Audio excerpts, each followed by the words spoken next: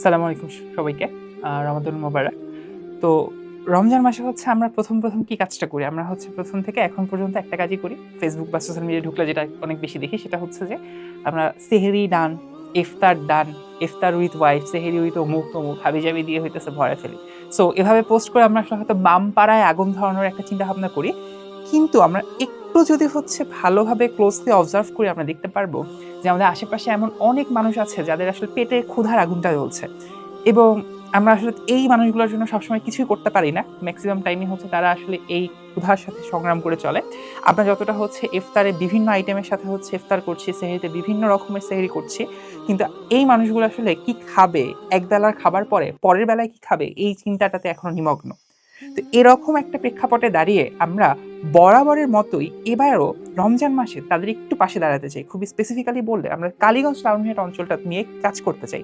এবং আমরা বরাবরের মতোই আপনারা এর আগেও জানেন যে হচ্ছে আমাদের যে এহসান ইনস্টিটিউট বলে আমাদের যে ফাউন্ডেশনটা রয়েছে তারই ধারাবাহিকতায় সেই ফাউন্ডেশনেরই উদ্যোগে ফুড পার্সেল ২০২৬ এই প্রোগ্রামটা আমরা লঞ্চ করতে যাচ্ছি।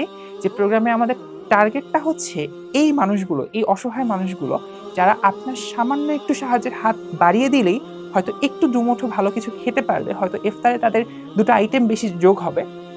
এই মানুষগুলোর পাশে দাঁড়ানোর চেষ্টা করছি।